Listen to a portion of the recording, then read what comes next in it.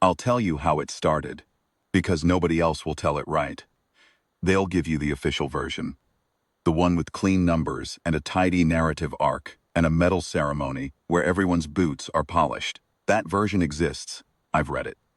It doesn't mention what Corporal Diston said to a Vardessi boarding drone at close range right before she hit it with a fire suppression canister. It doesn't mention Captain Rios Expauer eating a cold protein brick on the bridge while 3 Armadas bore down on us and humming something off-key to himself.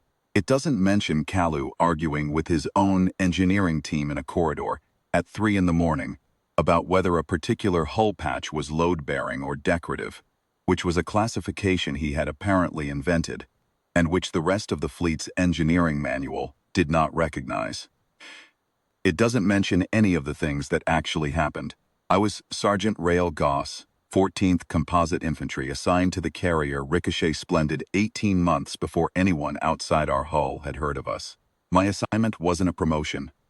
Let me be straight about that. I had a disciplinary record that filled 2 standard data tabs, a reputation for solving problems in ways that technically worked, but made my superiors age visibly, and a transfer order that amounted to the fleet's version of being sent to your room. The Ricochet Splendid was the room. She was a Corvold-class heavy carrier, which meant she had been state-of-the-art, approximately 40 years before I was born. By the time I came aboard, she had outlived 4 generational refits, 2 complete crew turnovers, and 1 catastrophic docking accident that left her forward, hangar bay slightly misaligned. Not dangerous, the engineers always said. Just cosmetically unfortunate. The fighters she launched came out at a 3.7-degree cant to port, and her pilots had all learned to compensate. It was the kind of detail that told you everything you needed to know about the ship. She didn't get fixed. She got adapted to. Fleet Command called her a secondary asset. Crews of the line carriers, the new ones, the fast ones, the ones with straight hangar bays and functioning gravity calibrators on Deck 4, called her other things. Rust Bucket, the pension home, the splendid mistake. Our crew had adopted that last one with a kind of institutional pride. You'd see it scratched into bulkheads in the lower decks. You'd hear it in the way junior ratings introduced themselves to spacers from other postings. Yeah, we're off the mistake. Tone was never embarrassed. It was always just slightly daring, like they were waiting for you to say something about it. I want to be honest about what we were, because the honest version matters. We were not, as a collection of individuals, the elite of the fleet. We had 3 pilots who had been reassigned for insubordination.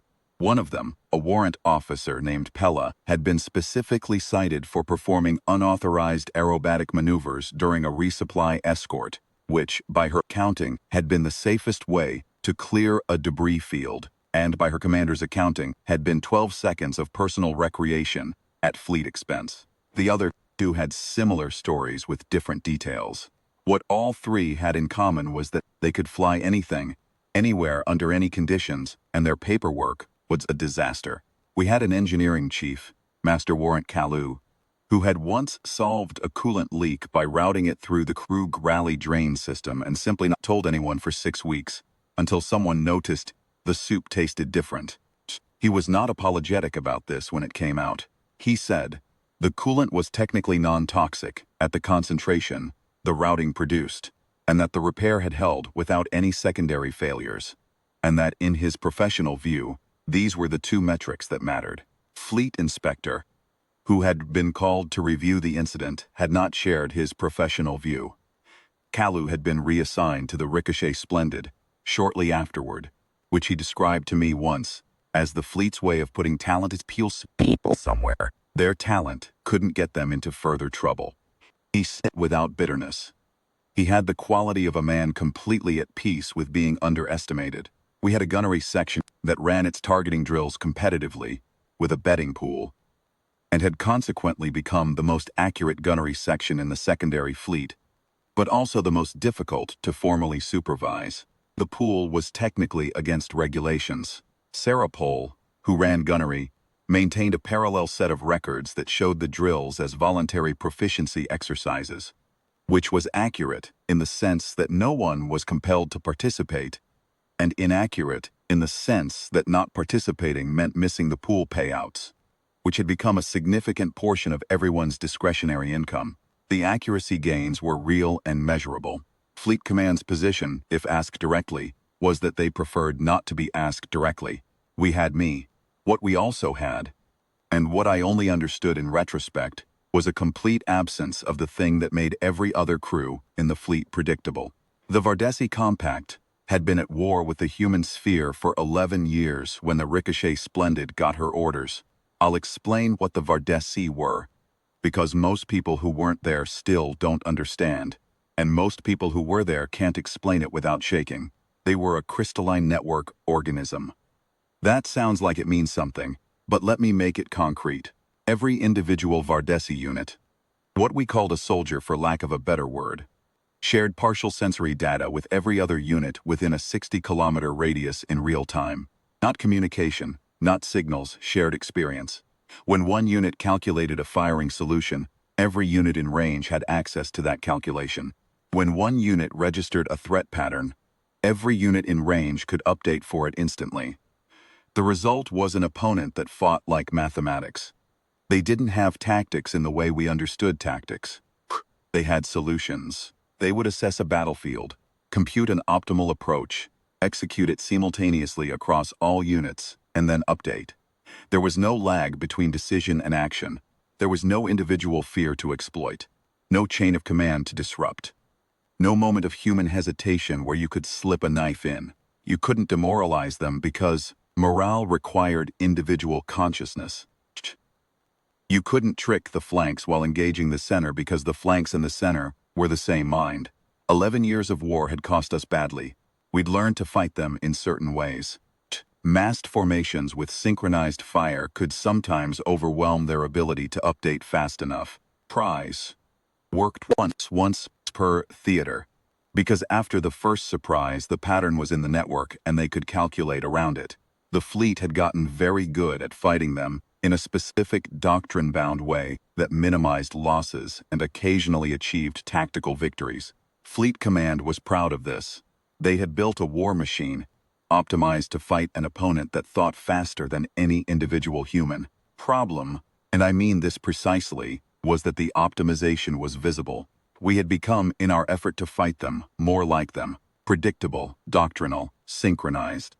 Vardessi prediction networks, which could model any pattern of behavior it had observed more than once, had started to anticipate fleet maneuvers with an accuracy that was making the war's mathematicians very nervous.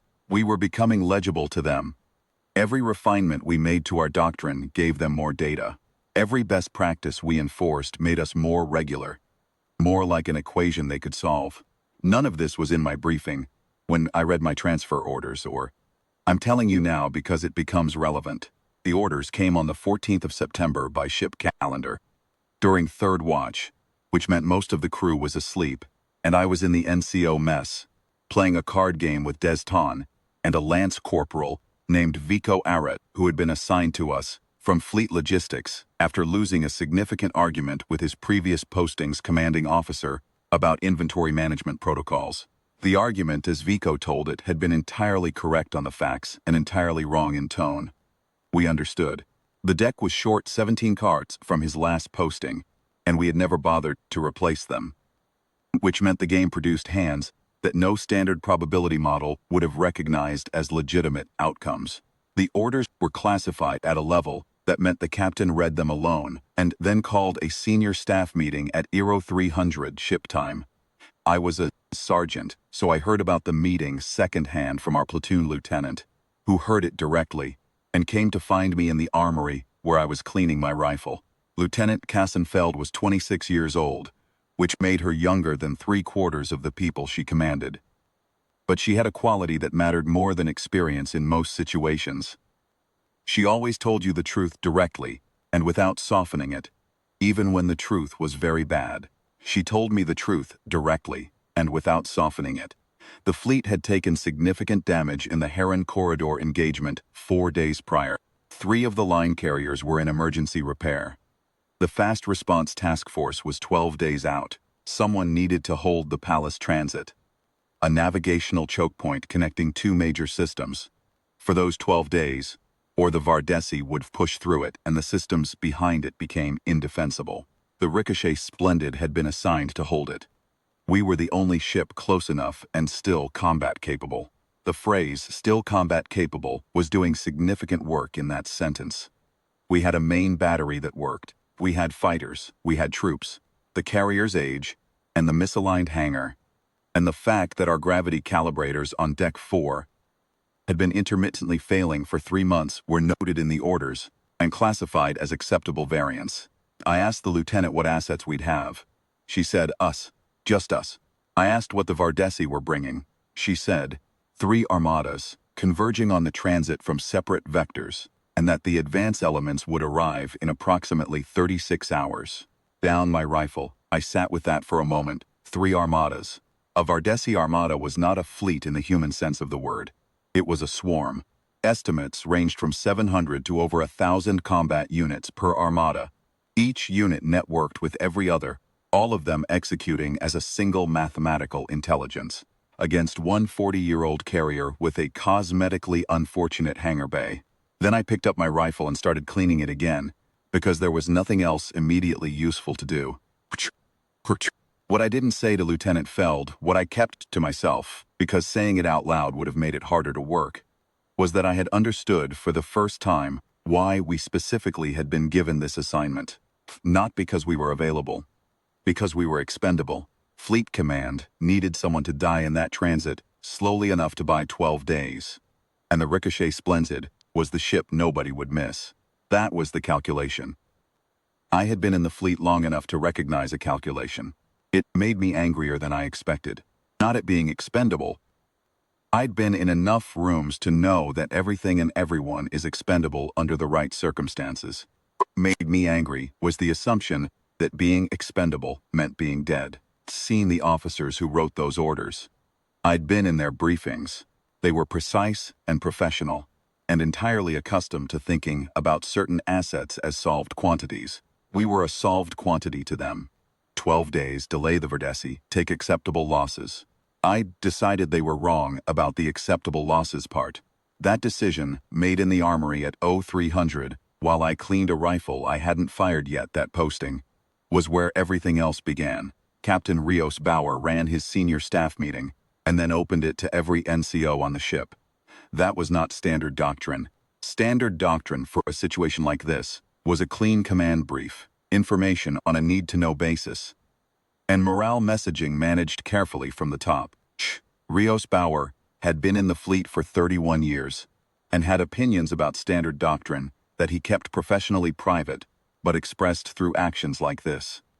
He sat at the head of the briefing table with a cold protein brick he was working through, methodically, and waited until everyone was seated. And then he told them exactly what the orders said, and exactly what it meant. He did not soften it. He did not frame it hopefully. He said we were 1 carrier against 3 armadas, that the fleet had assigned us this position because we were the only asset available, and that our job was to keep the transit closed for 12 days. He said he didn't know if that was possible. He said he was going to try anyway, and he needed everyone else to try with him. The silence after he finished was the particular kind of silence that has weight. Then he said, I need ideas. Proposals, not doctrine, ideas. Anything that might work. I don't care if it should work. I care if it might. Came out of the next 4 hours was not a battle plan in any traditional sense. It was more like a collection of suggestions that a serious military professional would have rejected on the grounds that they violated too many protocols and relied on too many unverified assumptions, and in 2 cases required treating certain systems as if they functioned differently than their technical specifications stated. Master Warrant Kalu had strong opinions about how the carrier's heat dissipation venting could be redirected to create sensor interference pockets along the ship's ventral surface, which was a use the original designers had not included in the spec, and which Kalu believed would work, based on empirical tests he had run personally, and had not documented for reasons he described as administrative. Chief Gunnery, Warrant Sarapul, had a theory about overlapping targeting solutions across the fighter wing and the main battery that the system wasn't built to execute, but that he believed could be approximated if the pilots were willing to accept, targeting data feeds in non-standard formats that their cockpit systems weren't designed to display in any conventional readable way. He said his pilots would figure it out. They were the kind of pilots who figured things out. Des Ton, who was a corporal and had no standing in a senior staff meeting, and was there because she had followed me in and nobody had stopped her, suggested that the infantry section could be deployed in a specific external configuration during boarding repulsion operations that would make the Vardessi's proximity network produce incorrect density readings. She explained it in 20 seconds using her hands as a diagram.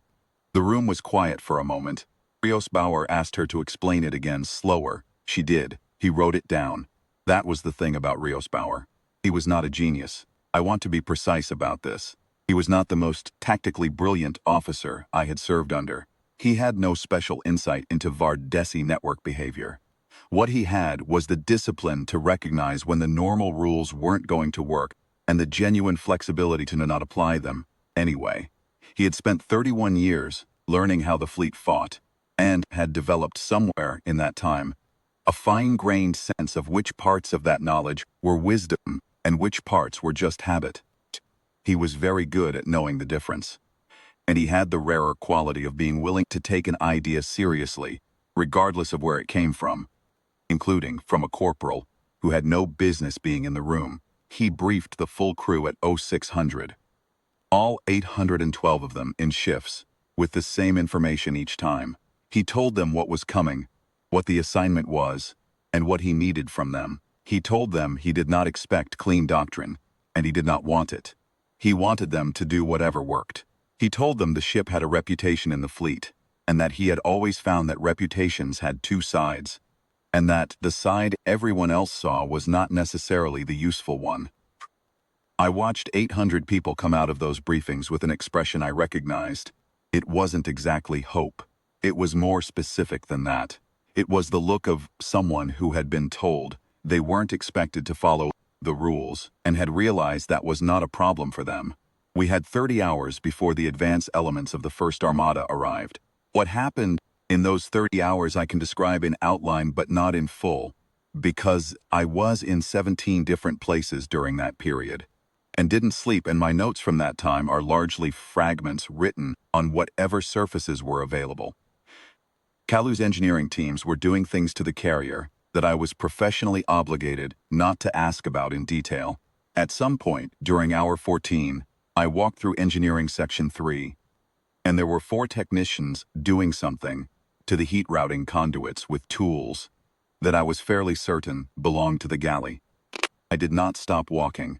The gunnery section was running drills in a non-standard coordination protocol that Sarah Pohl had designed on a DAT pad over the course of about 3 hours, and which he had distributed to his team, with the notation that this was experimental, and they should flag anything that didn't make sense. 12 things had not made sense. He had fixed 11 of them, and explained that the 12th was intentional, which was how he always talked about the things he hadn't figured out yet. Pilots were reconfiguring their approach vectors to work with the 3.7-degree cant, rather than against it. Pella figured out the adjustment fastest. She had apparently been doing it informally for months. My section was doing something specific with the infantry. The Vardessi boarding doctrine was precise. We'd seen it in 11 years of engagements. They would breach the hull at predicted weak points. Insert crystalline combat units in formations calculated to maximize territory control, and advance according to a network-coordinated clearing pattern that had proven effective against standard defensive postures. We had data on it. Every ship in the fleet had data on it.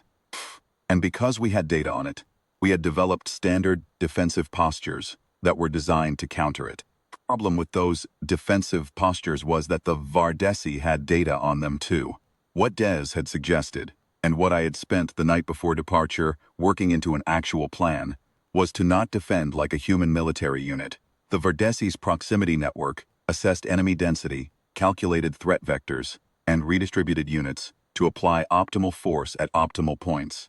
It was very good at this. It had been doing it against standard human defensive configurations for 11 years, and had enough data to model our responses with high accuracy. It had no data on a defensive configuration that didn't make positional sense by any recognized doctrine. We placed infantry in locations that, from a tactical standpoint, served no obvious purpose. We left some defended positions lightly covered and put heavy weight in corridors that weren't tactically critical. We weighted certain junctions based on their position in the ship's original construction plan rather than their tactical value, reasoning that the Vardessi's model of human defensive logic would not include architectural history as a variable. We assigned Vico Arat to Corridor 9 Gamma, not because of anything about 9 Gamma, but because 9 Gamma's junction was shaped like an irregular intersection that appeared, on the ship's schematic, to be a secondary junction, but was actually load-bearing for two primary systems. Anyone thinking, in terms of the schematic, would deprioritize it. Anyone who had actually walked the ship for 4 years, as Vico had, would know what was behind it. We changed the configuration every 4 hours regardless of engagement status. Not randomly.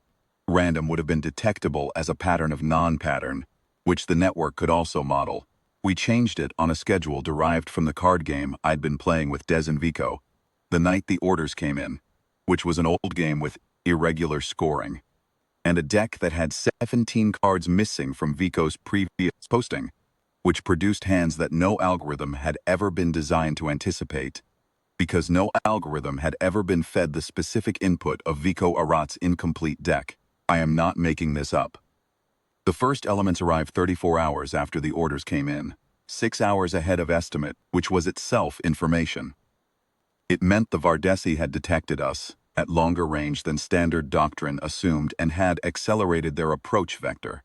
Rios Bauer took this information calmly, ate the second half of his protein brick, and told the ship to begin the engagement. What followed was not a battle in the sense that the word usually carries. A battle implies distinct phases, clear moments of crisis, identifiable turning points. What we had instead was 11 days of continuous, shape-shifting, exhausting, costly engagement that I can only describe in the way a man describes a long illness, in terms of which parts he remembers clearly and which parts are a blur and which parts he has been told about by people who were more functional than he was at the time. I remember the first wave clearly because it was still early and I hadn't yet lost the capacity for clean memory. The advance elements were a scouting formation. 300 units operating in the characteristic Vardessi spread, each one maintaining exactly the spacing required to share full network data with every other. They came through the transit at an angle that our position made up suboptimal for them, which told me Rios Bauer had positioned us correctly. They adjusted on contact. They always adjusted on contact. The adjustment was fast, beautiful in its precision, and slightly wrong, because Sarah Pohl's targeting protocol was feeding the main battery overlapping solutions that the network had never seen before and didn't predict, and the first salvo came in from an angle that the Vardessi density calculation hadn't modeled. 62 units destroyed in the first pass, against 300, against 3 armadas behind them. It was a start. The fighters went out through the canted hangar, and came out low and fast at angles the Vardessi flight path models hadn't seen because those models assumed fighters corrected for equipment defects. Pella and her wing had spent 3 weeks not correcting for the defect. They had learned, instead, to use it.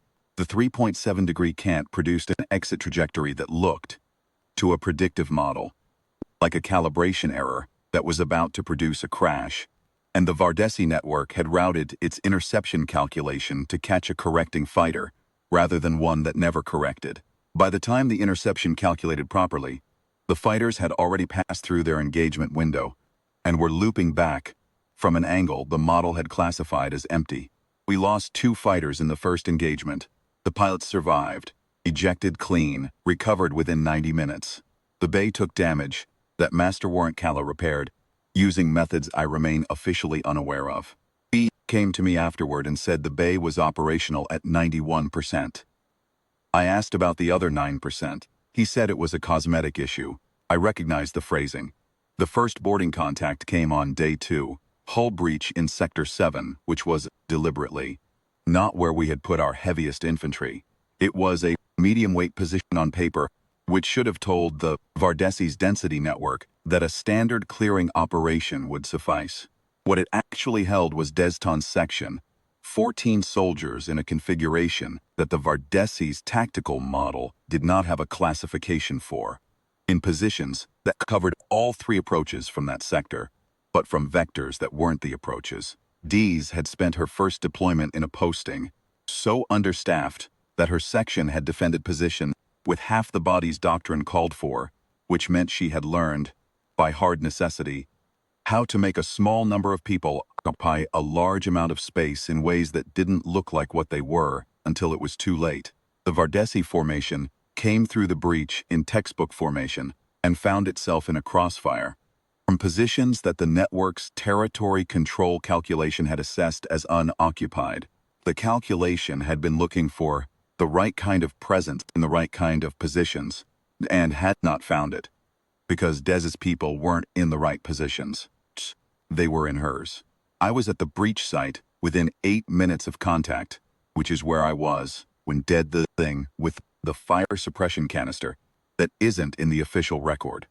I'll say for the record here that she hit the boarding drone with enough force that the crystalline housing fractured, which disconnected it from the network, which caused the 3 units behind it to pause. Not long, half a second, less, while the network recalculated around the gap. A second was enough for her section to push them back to the breach point. We sealed the breach. Kalu's team arrived 12 minutes later and sealed it more permanently.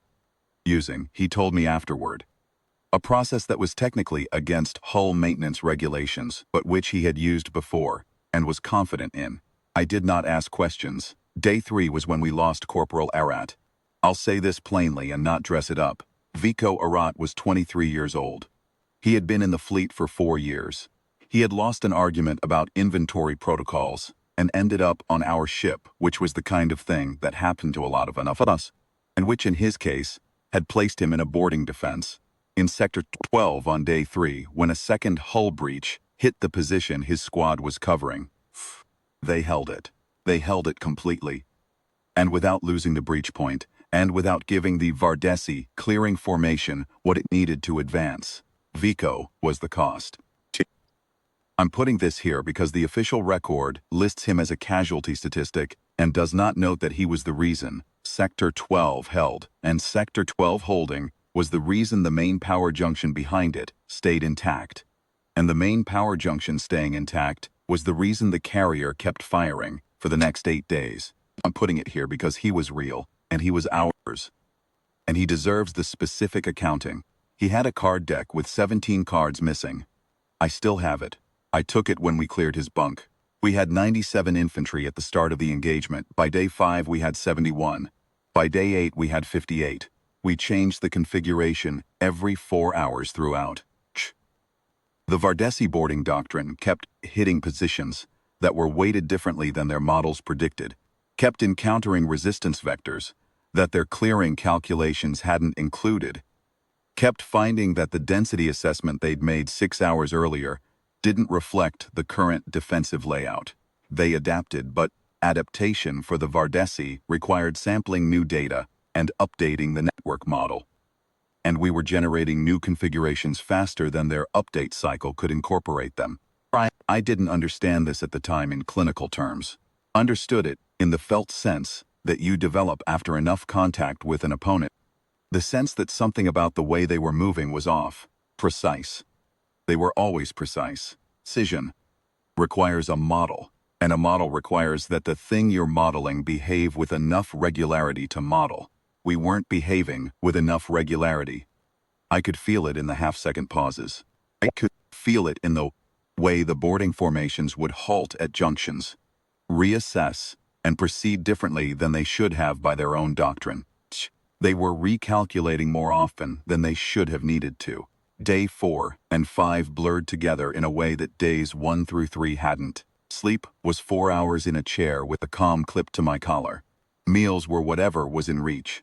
The medic, assigned to my section, a petty officer named Harn, who had been on the Ricochet Splendid longer than anyone except Kalu, and who moved through breach sites with a calm that I found deeply reassuring without fully understanding, was processing casualties in the corridor junctions between engagements because the sick bay was occupied with more critical cases. She worked from a bag she carried herself, and a cart she had requisitioned from the galley, and adapted with a thoroughness that Kalu would have recognized. Day 4 brought a boarding contact in Sector 4, which was where we had placed our lightest infantry coverage. 2 soldiers, which by any standard defensive logic was inadequate for the sector's physical size. The Vardessi formation that came through the breach was large, 12 units in a spread advance pattern, and it should have overwhelmed 2 defenders before they could call for support. It didn't, for reasons that came down entirely to Corporal Marin Dalt, who had been assigned to Sector 4 because she was one of the most senior infantry in the section, and I trusted her judgment, and whose judgment in that moment was to not be where the formation expected defenders to be. She and her partner had positioned themselves in a maintenance crawlway above the main corridor, which was not a defensive position by any doctrine because you couldn't bring adequate fire from it, which was also why the Vardessi formation's density calculation hadn't weighted it as a threat. Dalt let the forward elements pass beneath her and hit the rear of the formation, while her partner engaged the forward elements from a position the network had calculated as uninhabited. The formation fragmented. Fragmented Vardessi formation was a formation spending processing power on recoordination rather than advance. My section reached Sector 4 in 6 minutes. We held it with losses that should have been much worse. Told Dalt afterward that she had improvised excellently. She said she had done what seemed obvious given the available cover. I said that was the same thing. She thought about it, and said she supposed it was. The ship was taking damage. This is a fact I have to state directly, because the after-action reports sanitize it considerably. Hull sections 9 Alpha through 9 Delta were repeatedly breached and resealed, which was possible only because Kalsu's teams were working in shifts that made 16-hour blocks look like a full rest. The forward sensor array was operating at 60% by day 5, which Sarah Paul compensated for by routing alternative feeds through systems that had not been designed as sensor backups. This produced some targeting anomalies that, in retrospect, contributed to the unpredictability of our firing solutions in ways we hadn't deliberately engineered. Some of what was working for reasons we didn't understand. Some of the confusion we were creating in the Vardessi network was the confusion of a system that hadn't anticipated fighting an opponent whose own equipment was unpredictably malfunctioning. On day 5, I had a conversation with Sarah Paul, C in the gunnery section, that I've thought about more times than I can count since then. He was running on stimulants and 2 hours of sleep, and was reviewing his targeting data with the focused intensity of a man trying to understand something that kept behaving differently than it should. I asked him how the battery was holding. He said mechanically it was fine, that Kalu had the cooling managed. Then he said something that stopped me. He said, "I keep expecting to find a pattern in how their formations respond to our fire solutions, something I can work with. But every time I think I've found one, the next engagement doesn't hold it. They keep adjusting in ways I can't predict." I said, "That's good for us." He said he knew, but it was unsettling. He had spent 20 years finding patterns in opponents and using them. Not finding a pattern felt like failing. I told him that not finding a pattern was the pattern, that the fact that they kept adjusting, and he kept having to adjust back, was the mechanism that was costing them processing.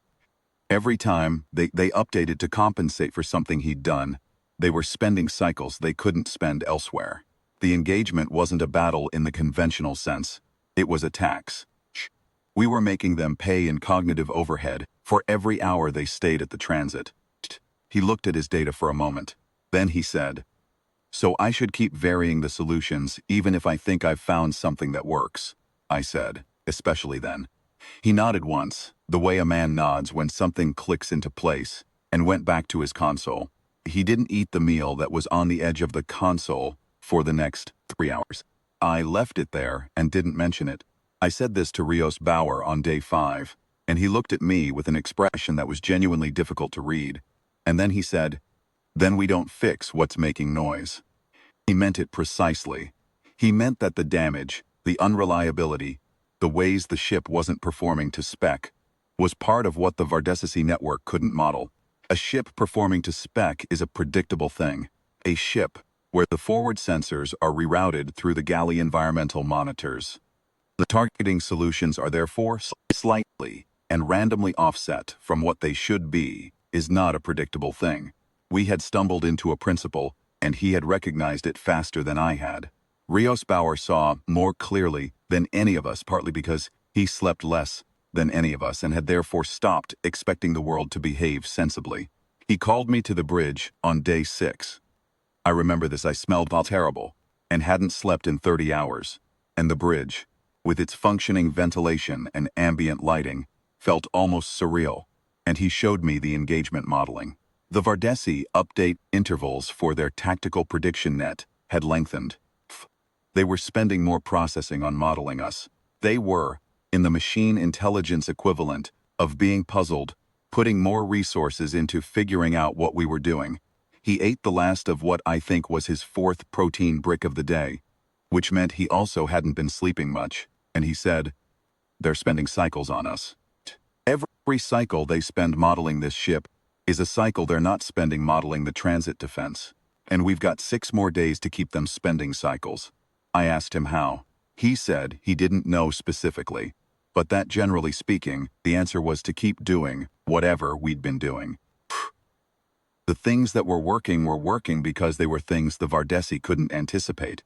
The moment we systematized them, the moment they became regular enough to model, they'd stop working.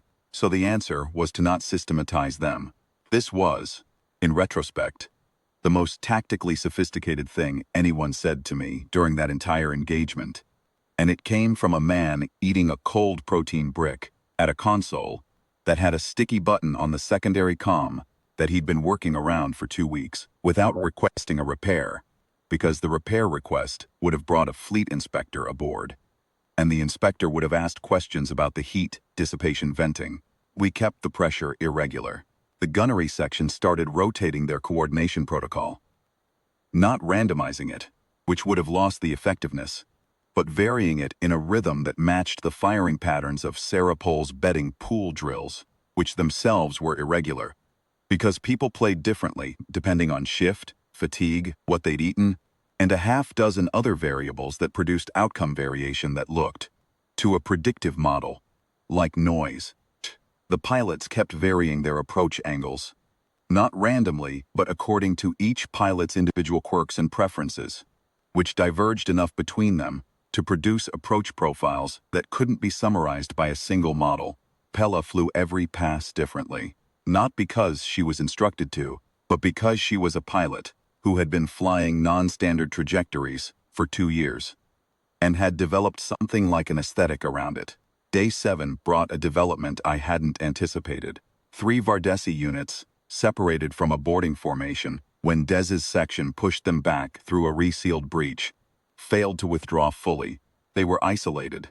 Network contact significantly degraded by the hull section's sensor interference.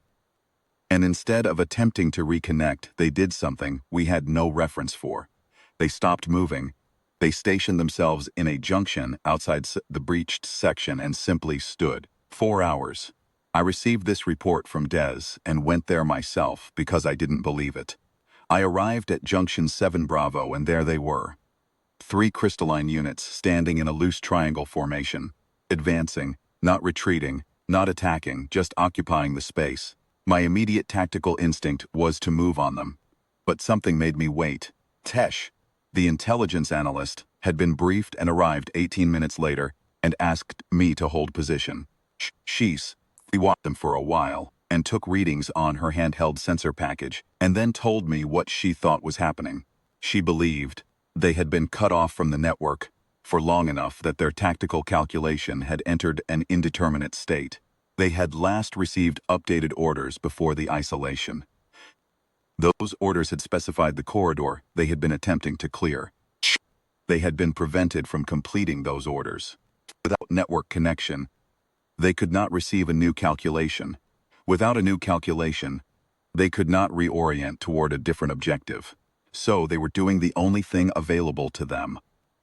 Waiting at the last known objective point for the network to reconnect and provide new instructions. They were waiting, she said, because they had no capacity for improvisation. Human soldier cut off from command, the response was, decide, act, adapt. A Vardessi unit cut off from the network, the response was, stand still and wait for the network. I shot them. It felt necessary to point this out clearly. We then sealed the junction. But I thought about what Tesh had said for a long time afterward. The thing that made the Vardessi formidable. The network, the shared intelligence, the collective calculation, was also what made them helpless when it failed. Cut off from it, a unit that could fight as part of the most precise military intelligence in known space became something that stood in a corridor, waiting to be told what to do. They had no interior life to fall back on. They had no individual judgment to exercise. There was no person inside the soldier who could look at the situation and say, the plan is broken, so I will make a new one. We had that. Even exhausted, even reduced, even in a ship that was held together in places by Kalu's professional stubbornness and hull patches that the manual didn't recognize. Every person on that ship had the capacity to encounter a situation that wasn't in any doctrine and decide what to do about it. That capacity was not organized, it was not a tactic. It was just what humans were. And it was the thing that was breaking the Vardessi network apart. Day 8 brought the second Armada's main body. Transit filled with contacts, and the engagement became, for about 14 hours, something I can only describe as total. There was no front. There was no rear. There was the ship, and what it could do, and everything else was the enemy. My section was in 3 simultaneous boardings, one of which was in a deck section that hadn't had an engagement before, and so whose defensive configuration hadn't been tested. I was personally present for one of them, and directing the other 2 by comm, which is a description that makes it sound more organized than it was. The main battery fired continuously for 11 hours on day 8 and day 9. Sarah Pohl's team worked in relay, 2-hour shifts at the targeting consoles, eating at their posts. The barrel cooling cycles that the ship's specs said required 4-minute pauses were being held to 90 seconds, because Kalu had done something to the heat routing that the technical manual did not describe, and that I remain confident the ship's manufacturer would have had opinions about. We lost 11 more people on day 8. We lost the forward-starboard fighter bay completely. 6 pilots were reassigned to secondary roles, 3 to gunnery assist, and 3 to something that Kalu asked them to do, and which I was briefed on only in terms of its outcome and not its method. Day 9 was when the Vardessi changed their approach. I noticed it first in the boarding patterns. The Vardessi and clearing formations had been using the same basic breach and advance model throughout, adapting the specifics to our configuration changes, but maintaining the fundamental structure. On day 9, the formations started doing something different. Instead of the coordinated advance toward high-value targets, they were, I have to use a human word for something that probably doesn't translate exactly, feeling, sending small units down corridors that led nowhere, holding them in position, pulling them back, not advancing, assessing. I brought this to Rios Bauer. He brought it to Tesh, who had been the quietest person on the senior staff and had been producing daily reports on Vardessi network behavior that I had been reading with increasing attention as the engagement went on. Tesh had a theory. She said that the Vardessi tactical network had been running predictive models on us for 8 days and had not been able to achieve a satisfactory confidence level on any of its predictions. The models kept producing results that didn't match observed behavior. A system built on predictive accuracy, this was not just tactically problematic. It was, in Tesh's carefully chosen phrasing, possibly distressing. She did not mean distressing in the emotional sense. The Vardessi didn't have emotions in any sense we recognized. She meant it in the system sense. A system built on prediction, encountering a persistent inability to predict, was not functioning as designed. And systems not functioning as designed exhibited characteristic behavior changes as they attempted to resolve the dysfunction. Feeling behavior was the network attempting to generate more data about us. We were not giving it enough regularity to model accurately. So it was trying to generate the regularity through controlled probing. It was trying to force us to respond predictably. I asked Tesh what we should do, she said, with the quiet certainty of someone who had been thinking about nothing else for 9 days. Don't respond predictably. This was easier said than done, at 90% exhaustion, with 58 infantry and a main battery that Kalu was holding together with professional stubbornness. But it was also not nothing as guidance. We stopped responding to the probe formations at all in some corridors. We responded to others with more force than the formation warranted. We pulled back from positions that should have been held, and held positions that weren't important. Lieutenant Feld, who had been awake for most of the last 9 days, and had developed a particular focused calm that I had come to think of as her engagement face, started calling out defensive assignments through the comm with a specific quality to her voice. Not rehearsed uncertainty, but genuine in-the-moment decision-making about what to do next, communicating itself at a pace and with an irreducible human specificity that no model could have generated. The Vardessi probe formations retreated after 16 hours. Then nothing happened for 6 hours, which was stranger and more frightening than the attack. 6 hours of silence, while 3 armadas worth of networked crystal intelligence sat outside the transit and, in whatever sense that kind of intelligence does anything, thought. Day 11 began with the 3rd Armada arriving at the transit edge. I was on the bridge when the contacts populated the display. I watched Rias Bauer look at the numbers. Fin from all 3 armadas simultaneously. The complete force that had been converging on the transit for 11 days, finally together and finally moving. And I watched him take a breath, and then begin working through the response, the same way he worked through everything. Not as a system following a doctrine, but as a person making decisions in sequence, each one responding to what had actually just happened, rather than what the model said should happen next. Tesh came to the bridge during the 3rd hour of the full engagement. She had new data from the network behavior monitoring. She brought it to the captain, and she brought me in, because I had been asking her questions for 9 days, and she had, I think, decided I was useful to think out loud to. The Vardessi prediction network's confidence intervals had been degrading throughout the engagement. Standard Vardessi network operations maintained a predictive confidence above 92%. Below that threshold, the network began exhibiting the characteristic error correction behaviors that slowed its tactical response. Tesh's monitoring showed our confidence interval at 67% for the last 24 hours and dropping. 67% meant the Vardessi network was essentially operating in conditions it had never been designed for. It was still functional, still coordinated, still devastating by the standards of anything, except what it had been at full capacity. But it was spending a significant proportion of its processing on trying to model us, trying to achieve a prediction accuracy it had stopped, being able to achieve somewhere around day 4. And the processing it was spending on us was processing it was not spending on coordinating its actual attack. We were inside the network in a sense, not as an enemy it had analyzed and learned to counter, as a problem it was still trying to understand. On day 11, hour 4, the Vardessi formations did something that had no precedent in 11 years of war. The boarding elements that had been advancing through the ship's lower decks since 0200 halted simultaneously. All of them. Mid-corridor, mid-advance, they stopped, stood, and then they began to retreat. Not tactically, not falling back to a defensible position or yielding ground under pressure. Retreating. Withdrawing from the ship entirely. Pulling back through the breach points and resealing them from the outside.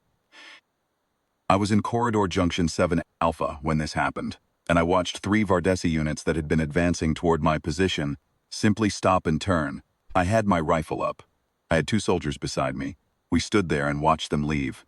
I got Rias Bauer on the comm. He told me the main body was also repositioning. Not advancing, not retreating to a defensive perimeter, but pulling back from the transit entirely. All 3 armadas, a coordinated withdrawal that, according to Tesh's analysis, looked like a system executing a halt command issued from the highest network level. The Vardessi had stopped. Not because we had destroyed enough of them. We had destroyed a meaningful portion of their force, but not enough to force a strategic withdrawal by any conventional military logic. 3 armadas still had the mass to push through us if they were willing to accept the losses. They had been willing to accept losses for 11 years. What they had not been willing to do, apparently, was continue operating at 67% predictive confidence while that number kept dropping. Tesh spent the following 12 hours analyzing the withdrawal and came to me with her conclusion, which she delivered with the careful precision of someone who had trained herself to not say things she couldn't support, but who had enough evidence now that she was ready to say it. She said the Vardessi network had classified us, not as a tactical problem to solve, but as a data corruption source. The engagement with the Ricochet Splendid had produced enough prediction failures and enough model inconsistent data that the network had essentially determined we were producing invalid inputs. It had flagged us as a non-classifiable anomaly and issued a withdrawal to prevent further contamination of the network's predictive model with data it couldn't reconcile, she said. They didn't retreat because they were losing. They retreated because they couldn't understand us. And a system that can't model what it's fighting can't fight it effectively, so it stopped fighting it.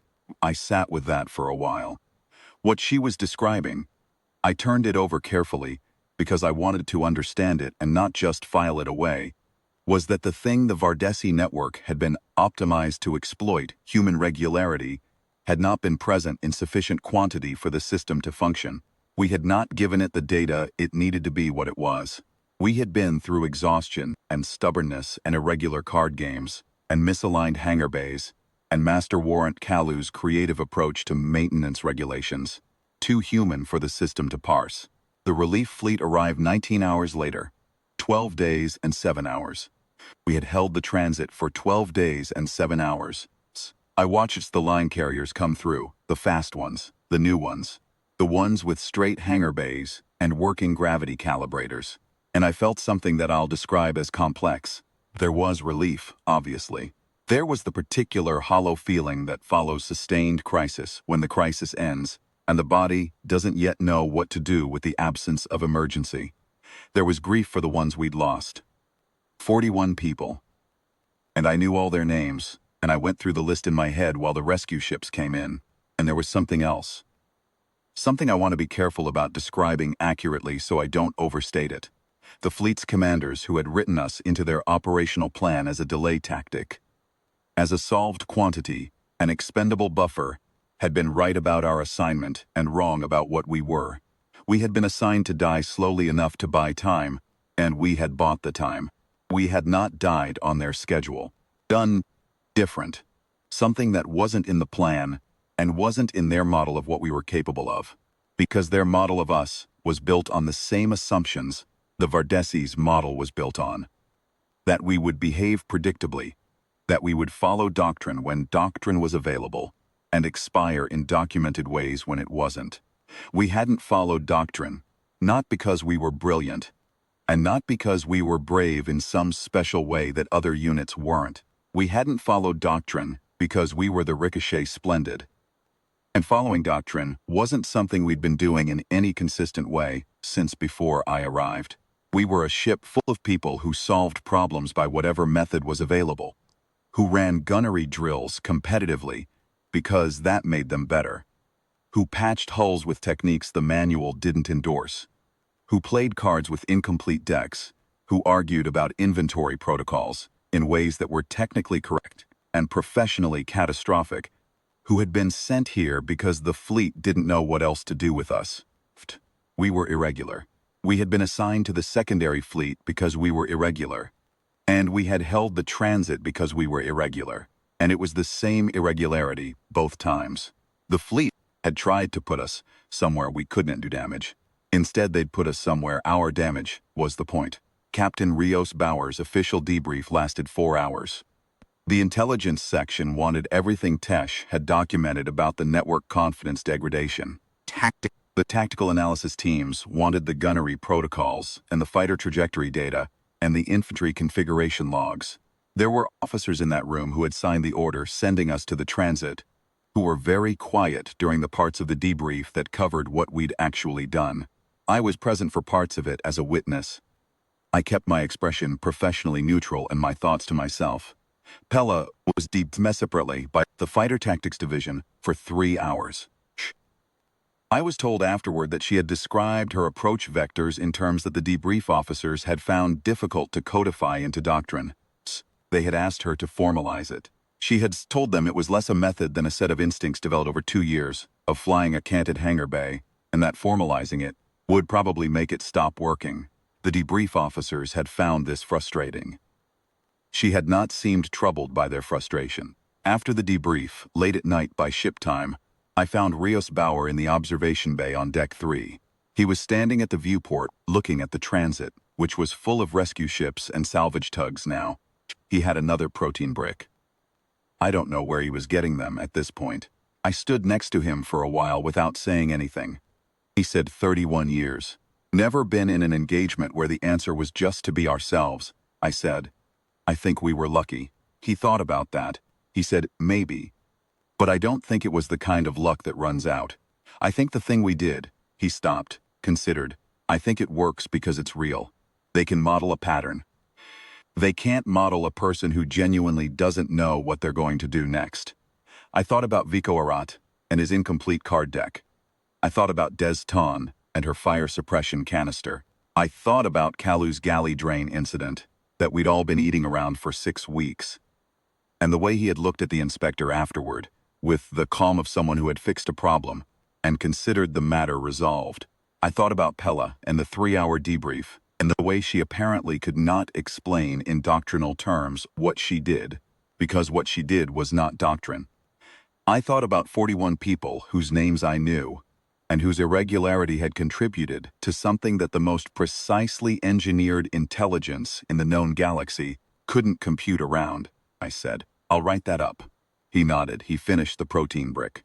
After a moment, he said quietly, in the tone of a man putting something final down, we were supposed to be the worst ship in the fleet. The viewport reflected his face, and the transit beyond it, and the ships moving carefully through it, everything we'd held. Say anything. Neither did he. We'd already said it.